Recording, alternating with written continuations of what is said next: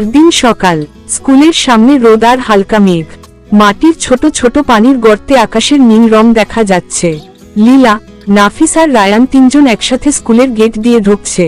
তাদের মুখে খুশির হাসি। রায়ান হাসি দিয়ে বলল, কালকে যদি তোমরা ছাতাটা না দিতে আমি পুরো ভিজে যেতাম। নাফিস বলল, বন্ধুরা তো এজন্যই থাকে। লীলা বলল, আর এখন আমরা তিনজন বন্ধু। কিছু বন্ধুত্ব খুব দ্রুত তৈরি হয়, কারণ সেখানে স্বার্থের বদলে থাকে দয়া। স্কুলের মাঠে কয়েকজন বাচ্চা খেলছে।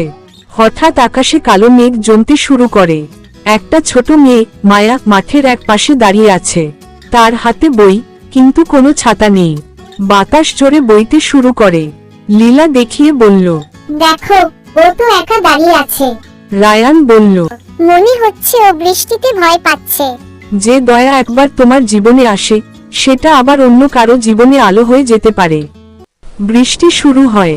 নাফিস, লীলা আর রায়ান দৌড়ে মায়ার কাছে যায়। রায়ান ছাতাটা খুলে ধরে। চারজন এখন একই ছাতার নিচে দাঁড়িয়ে। মায়া অবাক হয়ে বলল, তোমরা আমাকে কেন সাহায্য করলে?